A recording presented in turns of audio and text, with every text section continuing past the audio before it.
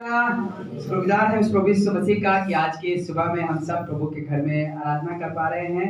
और आज 2021 के इस साल में आखिरी संडे में आप सबका वेलकम और स्वागत है। आने वाला संडे हम लोग नए साल में 2022 में प्रवेश करने पाएंगे। इससे पहले कि हम प्रवेश करें, आज वचन के साथ हम बरकत देना चाहते हैं। वचन के साथ हम आपको आशीष देना चाहते हैं। खुदा के घर में आपको कुछ एक स्टेप आगे ले जाना चाहते हैं कि ताकि आप प्रभु के घर में और स्टेप आगे बढ़ सके। आज बात करेंगे 2021 में जो बड़ा दर्शन देखा है उसकी ओर चलते जाएं। Hallelujah, hallelujah. जो बड़ा दर्शन 2021 में देखा है वो हमारी दुआ है कि उसकी ओर बढ़ते चले जाएं। बहुत से लोग आएंगे और दर्शन को खराब करने आएंगे। आपकी और हमारी जिंदगी में कई बार हमारे दर्शन खराब हुए हैं, कई बार हमारी चाल खराब हो गई है, कई बार हम जो दुआ कर रहे थे दुआ करना बंद कर दिए हैं, कई बार जो प्रार्थनाएं घंटों किया करते थे वो प्रार्थनाएं करना बंद कर दिए हैं। जो हम प्रभु के घर में बने रहते थे, अब हमारी चाल कम पड़ गई है। अब उतना हम चाल नहीं चल पा रहे हैं, उतना आराधना नहीं कर पा रहे, उतना प्रभु के घर में हम बने नहीं रह पा रहे। पर मैं बताना चाहता हूं, आज जो कुछ हमने 2021 के जाते जाते हम जो दर्शन देख रहे हैं, जो आप दर्शन देखा है, और जिन घरों में दर्शन नहीं होता है वहां लोग बुझे पड़े रहते हैं। हालेलुया। ये मैं नहीं कह रहा हूं, ये परमेश्वर का वचन कह रहा है। और मैं बताना चाहता हूं, इन पिछले इन सालों में, इन समय में और इन 2021 में पूरे 12 महीने में बहुत से आपने दर्शन देखा है, बहुत से योजनाएं बनाई है, बहुत सा प्रयास रखा है, परमेश्वर साहब ने दुआएं की है। और दुआएं करते करते अब इस पड़ाव पर आ गए हैं कि इस साल का खात्मा हो सके, इस साल को समाप्त करने वाले हैं। और जब इस साल को समाप्त कर रहे हैं तो मैं बताना चाहता हूं, शायद आप दर्शन देखते देखते आप थक गए और उस दर्शन की ओर चलना बंद कर दिए हैं। पर यदि बंद कर दिए हैं तो मैं एक स्टेप और आपको ले जाना चाहता हूं और आपको आगे बढ़ाना चाहता हूं, ताकि अपने दर्शन की ओर बढ़े चले जाएं, कोई हमारा दर्शन ना खराब करने पाए। बस कल पढ़िएगा नीति वचन की किताब 29वां अध्याय, नीति वचन की किताब 29वां अध्याय और उसकी 18वीं आयत पढ़ेंगे जी। जहां दर्शन की बात नहीं होती, जहां दर्शन की बात नहीं होती है। हम कई बार अपने घरों में जब होते हैं, जब हम खाने पे बैठते हैं, जब खाना खाने चलते हैं, जब हम सोने चलते हैं, जब हम आपस में होते तो कुछ ना कुछ बातें किया करते, परिवार में बातें किया करते। आपकी चलो ये घर बन गया है, चलो इसके ऊपर और कुछ ऊपर कर लेंगे, कुछ और ऊपर घर बना लेंगे। हाँ, आपकी कुछ चीजें नहीं हो पाई, चलो ठीक है, आपकी बिटिया की कहीं शादी नहीं कर पाए, आपकी कहीं से बहुत प्रयास करने के बाद बहुत चीजें नहीं कर पाए, पर आओ हम अब की इस साल में कुछ बेहतर करेंगे, अब की इस साल में कुछ बहुत अच्छा करेंगे, बहुत बेहतरीन करेंगे। पर कई बार हमारे और आपके दर्शन को कोई आकर खराब कर देता है। बहुत सा दर्शन आपने देखा है और हमने भी देखा इस 2021 में, और देखा कि आने वाले समय में हम बहुत बरकत को हासिल करने पाएंगे, बहुत सी चीजों को, और हमने सोचा कि आप बहुत बेहतर कर लेंगे। पर मैं बताना चाहता हूं, जिन जिन घरों में, जिन जिन परिवारों में, जिन जिन कलीसियाओं में, जिन जिन जगहों पर यदि दर्शन नहीं होता है तो वहां लोग बुझे पड़े रहते हैं, बुझे पड़े रहते हैं। आज हमारे घर में हम कई बार हम दर्शन छोटा सा देखते हैं, छोटा सा दर्शन देखते हैं, और उसी छोटे से दर्शन में हम पड़े रहते हैं। पर मैं बताना चाहता हूं, हमारा दर्शन बड़ा हो, और जब दर्शन बड़ा हो तो हम ना दाहिने मुड़े, ना बाएं मुड़े, ना किसी और की तरफ निहारे, ना किसी और की तरफ आशा लगाएं, पर हमारा निशाना सिर्फ दर्शन की तरफ हो।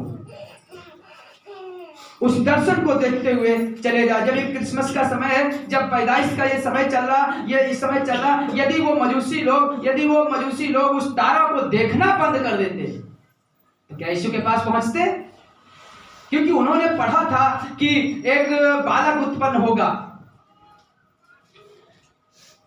पर उन लोगों ने दर्द उस तारा को देखते हुए वो तारा राह दिखा रहा था।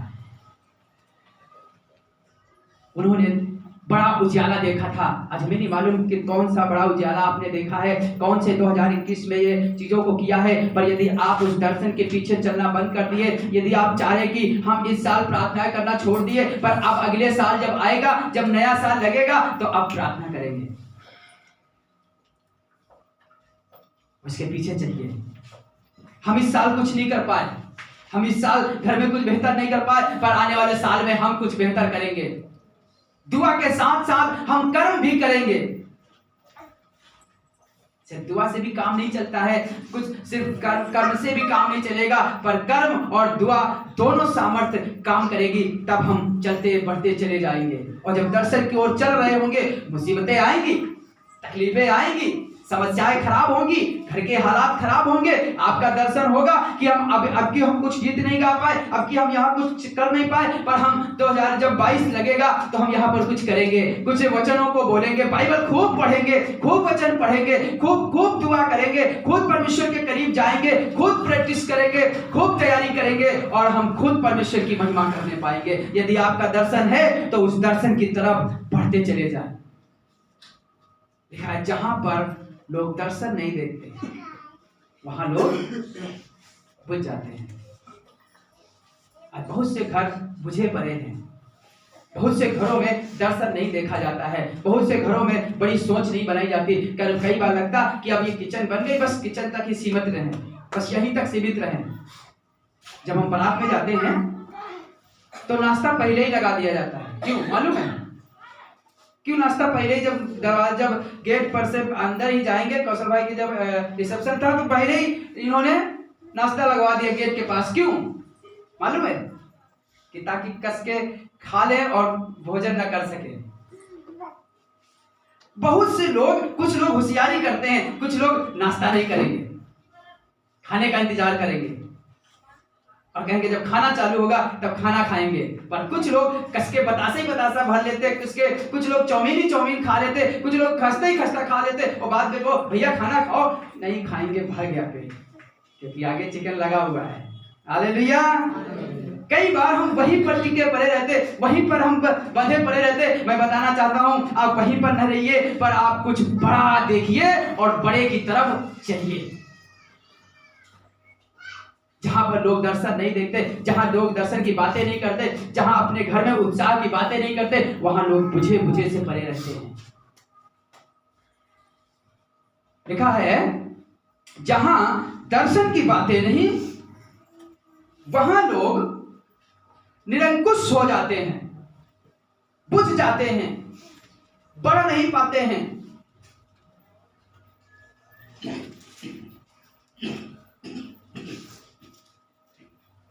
मेरी दुआ है कि जो आपने अपने घर में, जो आप योजनाएं बना रहे हैं, जो प्रार्थना, जो चीजों को कर रहे हैं, कर्म करिए और परमेश्वर की प्रार्थनाओं के जरिए, परमेश्वर की सामर्थ्य के जरिए चलिए, और आसमान का परमेश्वर अपने समय में वो आपके दर्शनों को पूरा करेगा। उत्पत्ति की किताब 33वां अध्याय और उसकी 9वीं और 10वीं आयत पढ़ेंगे। वहां पर याकूब है जो अपने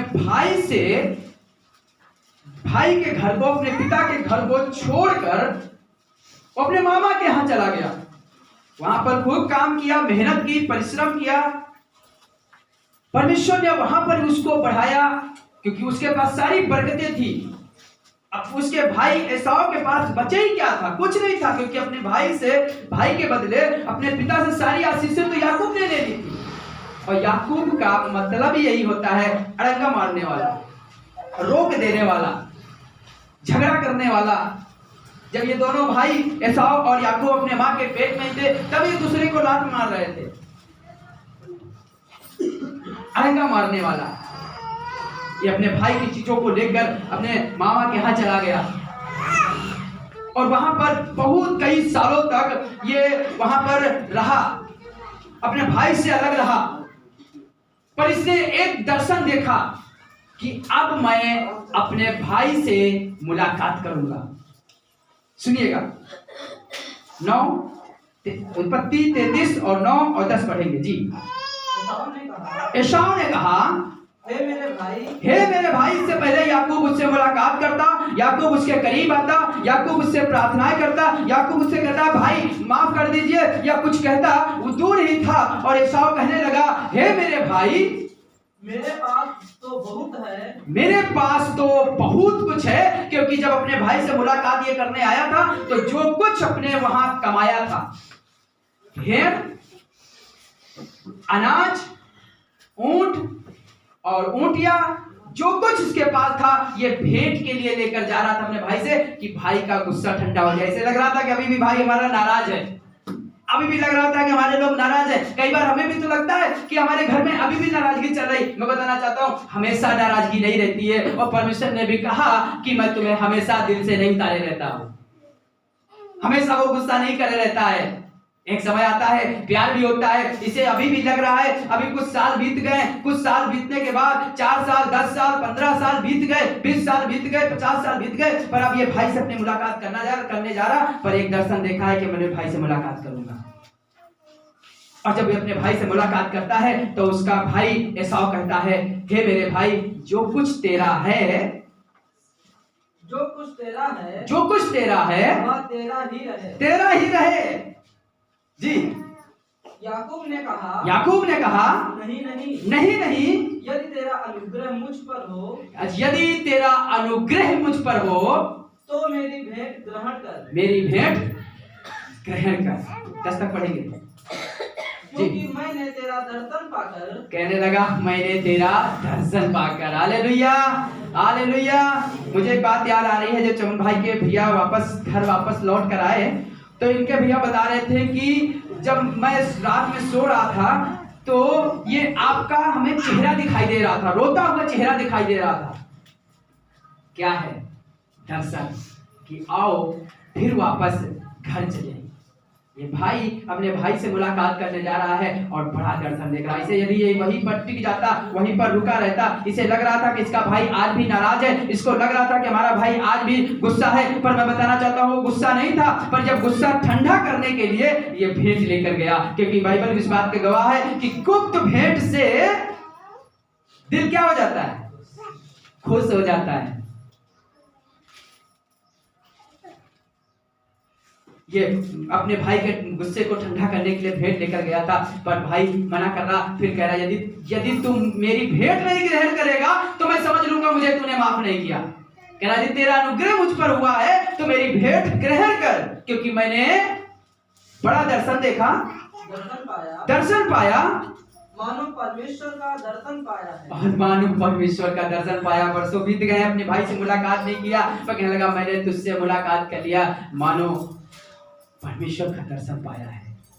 मैं बताना चाहता हूँ बहुत से कई बार हमारी चीजें खराब होंगी, कई बार चीजें तितर बितर होंगी, पर मैं बताना चाहता हूँ हमारा दर्शन बड़ा होना चाहिए। आज चीजें खराब हैं, आज बिल्कुल जमीन पर पड़े हैं, पर हमारा दर्शन बड़ा होना चाहिए कि आसमान का परमेश्वर एक दिन हमें बेहतर करेगा, एक दिन हमारे घर को बेहतर करेगा, एक दिन हमारे घर को ऊंचा उठाएगा, एक दिन इतना ऊंचा कर देगा कि लोग ऐसे उठे देखेंगे। हाँ भाई, जब परमेश्वर उठाएगा तो लोग देखने के लिए उन्हें गर्दन ऊंची करनी पड़ेगी। दर्शन बड़ा होना चाहिए और उस दर्शन की ओर चले जाएं, क्योंकि दर्शन खराब भी होगा। कई बार हम निशाने से यदि चूक गए, निशाने से चूक गए, अपने दर्शन से चूक गए, हम इधर चले गए, उधर चले गए, तो अब हम उस दर्शन तक नहीं पहुंच पाएंगे। सिर्फ दर्शन की तरफ चले जाएं। पहला इतिहास 16वां अध्याय और उसकी 11वीं आयत सुनिएगा।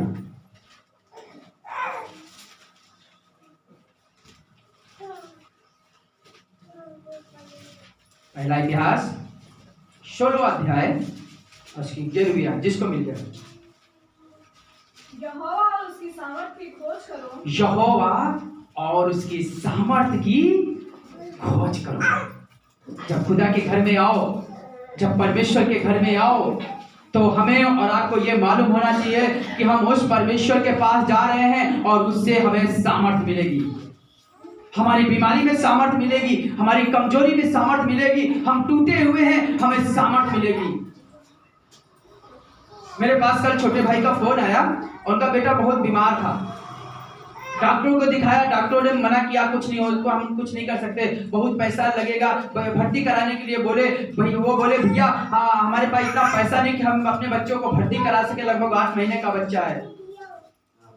और एक दिन अपने मन वो कहने लगे भैया मुझे विश्वास था, वो अपने मन में कह रहे थे कि यदि आज मैं अपने बच्चों को कलीसिया ले गया, आज मैं खुदा के घर में ले गया, आज मैं खुदा की सामर्थ के सामने मैंने छोड़ दिया तो हमारा बच्चा चंगा हो जाएगा। और जब वो आज सुबह वो अपने कलीसिया में गए, क्रिसमस में गए, और जब वहां क्रिसमस में गए वो कहने लगे भैया हमारा बच्चा आज बिल्कुल ठीक है।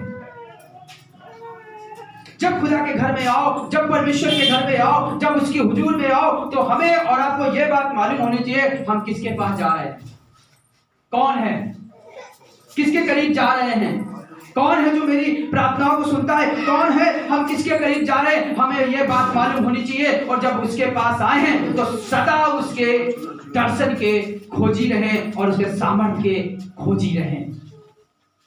हमें नहीं मालूम आज इन दिनों में, इन साल में आप क्या खोज पाए हैं और क्या खो दिया है, क्या क्या आया क्या चला गया। मैं बताना चाहता हूं आने वाले 2021 में यदि आप 22 में यदि आप ये कहने पाएंगे कि परमेश्वर हम तेरे खोजी बनेंगे, जब हम तेरे घर में आएंगे सावधानी के साथ आएंगे, जब तेरे घर में आएंगे ऐसा लगेगा, ऐसा समझ कर आएंगे कि परमेश्वर आज हमें रोटी खिलाएगा, ऐसा लगेगा कि आज परमेश्वर हमें छुएगा। तो मैं बताना चाहता हूँ आसमान का परमेश्वर छुएगा, वो छुएगा, वो बरकत देगा, वो बढ़ाएगा।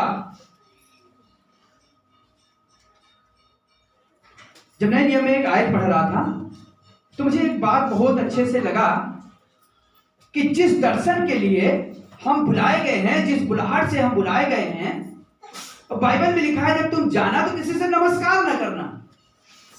तो मैं बहुत दिन से वैसा आयत को पढ़ रहा था, मेरे समझ में नहीं आ रहा था किन चीजों की हम नमस्कार ना करें, किन से बात ना करें, अपने पड़ोसी से बात ना करें, अपने भाई से बात ना करें, अपने लोगों से बात ना करें, जिनके बीच में उनसे बात ना करें।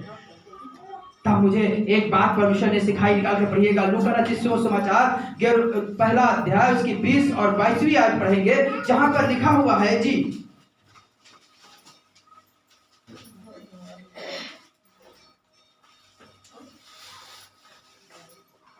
जिसको मिल जाए, लूका 1 20 और 22।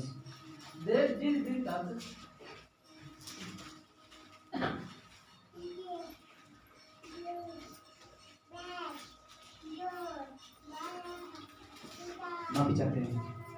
वहां पे लिखा हुआ है रास्ते में जब जाना तो किसी से नमस्कार ना बोलना।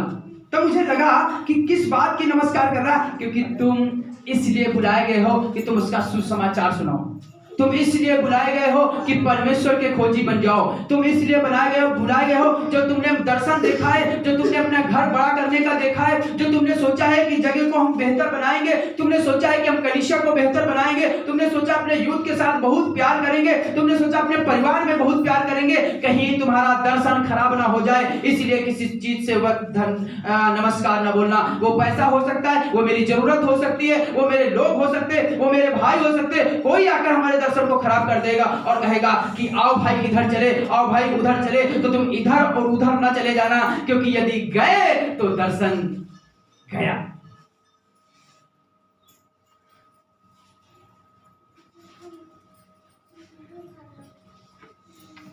एलिसा अपने दास गहजी को एक औरत के पास भेजता है।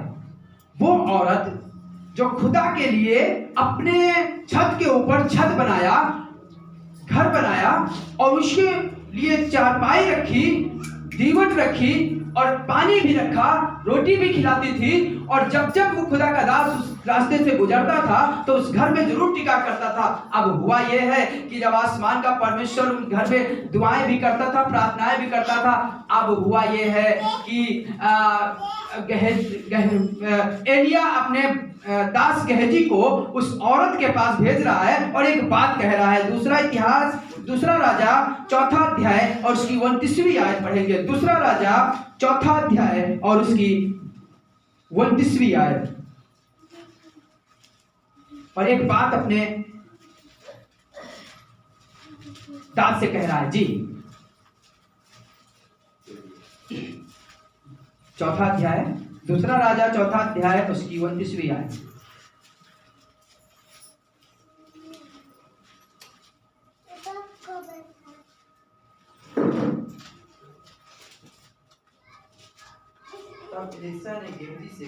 तब एलीशा ने गेहजी से कहा, अपनी कमर बांध और मेरी छड़ी हाथ में लेकर चला जा जी। मार्ग में यदि कोई तुझे मिले तो उसका कुशल न पूछना। क्यों कुशल न पूछना? क्यों बात ना करें? क्योंकि कोई तुमसे बात करेगा तो तुम्हारी चीजों को खराब कर देगा। कोई तुमसे बातचीत करेगा, कोई आकर तुम्हारे बातों पर उससे बातचीत करोगे, खड़े होकर बोलने लगोगे, तुम अपना दर्शन भूल जाओगे। जो काम के लिए तुम भेजे गए हो, जिस काम के लिए मैं तुम्हें भेज रहा हूँ, जिस कुशल लेने के लिए मैं तुम्हें भेज रहा हूँ, तुम भटक जाओगे। एलीशा कहने लगा कि सुनो, कमर बांध लो, छड़ी ले लो और सुनो, जब जाना तो रास्ते में किसी से नमस्कार ना कहना, कुशल ना पूछना जी। और कोई तेरा कुशल पूछे, यदि तुझसे कोई कहे, कुशल पूछे कैसे हो, तो उसको उत्तर ना देना। और मेरी यह छड़ी उस लड़के के मुंह पर रख देना। हाँ। तब लड़के की माँ ने एलीशा से कहा, जी, यहोवा के और तेरे जीवन की शपथ मैं तुझे ना छोड़ूंगी। मैं बताना चाहता हूँ, इसका बेटा एक्सपायर हो जाता है जिसके घर में वो एलीशा जाया करता है। पर मैं बताना चाहता हूँ, आसमान का परमेश्वर चाहता है जिसलिए तुम बुलाए गए हो, कभी तुम पैसे से नमस्कार न कर लेना, कभी तुम किसी अन्य लोगों से नमस्कार न कर लेना, अपनी जरूरतों से नमस्कार न कर लेना, अपनी ख्वाहिशों से नमस्कार न कर लेना। और कई बार हम इन चीजों से नमस्कार कर लेते हैं और वहीं टिक जाते हैं। हम कई बार अपनी मुसीबतों से नमस्कार कर लेते हैं, उनसे मोहब्बत बना लेते हैं और हमेशा मुसीबतों के ही गुणगान गाने लगते हैं। मिलो, प्रेज द लॉर्ड, जय मसीह करो और थोड़ी देर बाद पता चलेगा कहाँ दर्द हो रही है, सब मालूम हो जाएगा। घर में क्या चल रहा सब मालूम हो जाएगा, पर इतना खुदा की सामर्थ नहीं महसूस होगी। पर मैं बताना चाहता हूँ, यह सिखाना चाह रहा है कि जब तुम्हारा दर्शन तुमने देखा है तो किसी से कुछ न बोलना, किसी के साथ कुछ चीजों को ना करना। एक दास से मुलाकात कराऊंगा जिसने बचपन में एक दर्शन देखा। पहली बात, उसका पिता अपने बेटे से प्यार करता है और जब अपने बेटे से प्यार करता है तो अपने बेटे के लिए नया अंगरखा बनाया करता है, नया कपड़ा बनवाता है और उसके बाकी भाई उससे नफरत करते हैं। क्यों? क्योंकि वो छोटा जो कुछ उसके भाई बुराई संसार में करते हैं वो आकर अपने पिता से बता देता है। दूसरी बात, एक दिन हुआ क्या, इसने एक दर्शन देखा और दर्शन क्या देखता है कि दर्शन देख रहा है कि खेत में पूले काटे जा रहे हैं, गेहूं काटा जा रहा है या धान काटे जा रहे हैं और जो उसके पूला बनाए जा रहे हैं, तो देखा कि उसका पूला खड़ा हुआ है और सब भाइयों के पूले जो बांध के रखे हैं वो पूले उसे दंडवत कर रहे हैं। और ये दौड़कर अपने भाई से दर्शन की बातें करने। कई बार हम भी स्वप्न की बातें करते हैं ना, हमने आज ये देखा, हमने आज ये देखा, हमने ये देखा। और इसके भाई तुरंत समझ गए और जब भाई समझ गए तो इससे और नफरत करने लगे। तब एक और दर्शन इसने देखा, वो अपने पिता से बताने लगा और पिता इसे कहा, चुप, अब तुम्हारा दर्शन न देखना ऐसा। सुनिएगा, उत्पत्ति किताब 37वां अध्याय उसकी 10वीं आयत जी। पैदाइश की किताब।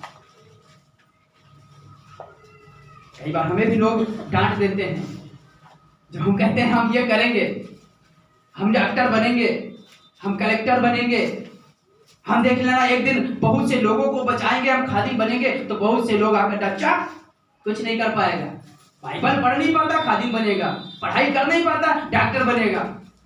इस तरह के लोग डॉक्टर बनने लगे, इस तरह के लोग खादिम बनने लगे, इस तरह के लोग बाजा बजाने लगे तो हो गया। कई बार बहुत से लोग हमारी चीजों को खराब करते हैं। सुनिएगा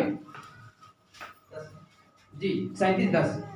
इस स्वप्न का उसने अपने पिता और भाइयों से वर्णन किया। अपनी स्वप्न का जो बातें हैं अपने भाई और अपने लोगों से अपने पिता के सामने वर्णन कर दिया, बता दिया। तब उसके पिता ने उसको डांट कर कहा, उसके पिता ने उससे डांट कर कहा, यह कैसा स्वप्न है? यह कैसा स्वप्न है? क्या हम और हमारे लोग, हमारा घराना आने वाले समय में क्या तेरे सामने हम भीख मांगेंगे? क्या तेरे सामने घुटने टेकेंगे? क्या तेरे सामने हम झुकेंगे? ये दर्शन है। और कई बार हमारा दर्शन हमारे पास होता है, कई बार हमारे पास कुछ चीजें नहीं होती, और जब ये इसने दर्शन देखा तो इसका पिता इसे डांट रहा है। सुनिएगा, कहने लगा चुप, जो तूने देखा है क्या सचमुच मैं और तेरी माता और तेरे भाई सब जाकर तेरे आगे भूमि पर गिर के दंडवत करेंगे? भूमि पर गिर के दंडवत करेंगे? तू छोटा है, अभी तो तेरे पास कुछ नहीं है, अब तो तेरे पास कुछ अधिकार नहीं है, अभी तो छोटा है। क्या मैं और मेरे लोग तेरे सामने दंडवत करेंगे? मैं बताना चाहता हूँ, आसमान का परमेश्वर वो यीशु स्वप्न बचपन में दर्शन देखा और उस दर्शन की तरफ बढ़ता चला गया। हाँ, जब दर्शन देखा तो बहुत सी चीजें खराब हुई। इसके भाई ले जाकर जंगल में इसे मार डालना चाहा, और किसी ने कहा मारो नहीं भाई, मारो नहीं, इसे गड्ढे में डाल दो। और किसी ने कहा नहीं गड्ढे में भी ना डालो, देखो वो लोग मिद्यानी लोग जा रहे हैं, देखो वो दुश्मन लोग जा रहे हैं, इनके हाथ बेच दो, इससे फायदा ये होगा, पैसा मिल जाएगा और इसका दर्शन भी खराब हो जाएगा। देखते हैं हम इसके सारे कहाँ झुकेंगे, देखते हैं ये कब हमको झुका देगा। जब यही नहीं बचेगा, जब यही बंधुआई में चला जाएगा तो कैसे होगा? कई बार हमारे साथ भी यही होता, किसी ने बेच दिया, किसी ने ठोकर दे दिया, किसी ने खराब कर दिया, किसी ने कुछ बुरी बात बोल दी, और उसके द्वारा हम चुपचाप बैठ गए और हमारा दर्शन खराब हो गया। और यूसुफ बैठा नहीं, यूसुफ को बेच डाला गया, 30 चांदी के सिक्कों में बेच दिया गया, 30 चांदी के सिक्के मिल गए। और भाई कहने लगे अब हम इसका कपड़ा ले जाकर खून में लपेट कर ले जाएंगे और किसी जानवर के खून में लपेटेंगे और पिता से कहेंगे पिताजी शेर खा लो। पता है ये छोटा बेटा अपने बाप के लिए बुढ़ापे का सहारा था, पर यीशु दर्शन देखा था। जब दर्शन देखा तो बहुत चीजें खराब हुई। वहां से बेचा गया, दुश्मन के हाथ बेचा गया, मिद्यानियों के हाथ बेचा गया, और वहां से बेचने के बाद फिर पोतीफर के घर गया, वहां पर यह दास बनकर रहा, चीजें खराब रही। और फिर पोतीफर की पत्नी ने इस पर दोष लगाया कि ये मुझे मेरे साथ गलत करने जा रहा था, ये मेरे साथ व्यभिचार करने जा रहा था। फिर जाकर इसे जेल खाने में डलवाया और जेल खाने में डलवाया, पर इसका दर्शन नहीं खराब हुआ। ये अपने दर्शन की तरफ देखता रहा और इसके मन में कहीं ना कहीं दर्शन बना होगा, इसके दिल में कहीं ना कहीं दर्शन बना होगा, इसके दिमाग में कहीं ना कहीं दर्शन बना होगा। हम जो परमेश्वर ने हमें दर्शन दिखाया है हम जरूर पूरा करेंगे। जेल खाने में रहा, जेल खाने में चीजें खराब रही, कैसा खाना खाता होगा, कैसे कपड़े पहनता होगा, बाल कितने बड़े बड़े होंगे, लोग इसका आदर नहीं करते होंगे। पर एक समय आ गया कि अब ये बाहर निकाला गया है जेल खाने से, और बाहर निकालकर 37वें अध्याय में ये स्वप्न देखता है और 41वें अध्याय में ये मंत्री बनाया जाता है। फिरौन का मिस्र का मंत्री बना दिया जाता है, और मिस्र का जब मंत्री बनाया जाता है सारे संसार में अकाल पड़ जाता है। तब इसके भाई और इसके पिता सब आकर इसके सामने दंडवत करते हैं, और तब इनके भाइयों को भी ये स्मरण रहता है, इसे भी स्मरण रहता है कि ये मेरे लोग हैं। मैं बताना चाहता हूँ हमारी चीजें खराब रहेंगी, पर जब हमारा दर्शन पूरा होगा तब तो दुनिया देखेगी। जब मेरा काम पूरा हो जाएगा तब लोग जानने पाएंगे। आज हमका दर्शन छोटा है, बहुत से लोग आकर डांट रहे हैं, बहुत से लोग आकर गलत बातें बोल रहे हैं, तुम कभी कुछ नहीं कर पाओगे, कभी कुछ बेहतर नहीं हो पाएगा। मैं बताना चाहता हूँ बेहतर हो या ना हो, लोग कुछ भी बोले, पर आप अपने दर्शन की तरफ निहारें और यीशु मसीह को साथ में लिए चलते रहें। और जब यीशु मसीह साथ होगा, लिखा है परमेश्वर यीशु के साथ रहता था, और परमेश्वर यीशु मसीह के साथ यीशु के साथ जब रहता था तब उसने उसे मंत्री बनवाया, और वहां का सारे फिर मिस्र का मंत्री बनाया गया। मुझे नहीं मालूम चीजें कितनी खराब है। यदि आप दर्शन बना के रखा है तो उस दर्शन की तरफ चलते जाएं। आइए प्रार्थना करें, आइए दुआ करें। हमें नहीं मालूम कौन सा आपने दर्शन देखा है 2021 में। मेरी दुआ है कि आप सिर्फ यदि उस दर्शन की तरफ चले जाएंगे, यदि किसी चीज से समझौता नहीं करेंगे, खाने से समझौता नहीं करेंगे, मित्र से समझौता नहीं करेंगे, तो मैं बताना चाहता हूँ आसमान का परमेश्वर आपके दर्शन को जरूर पूरा करेगा।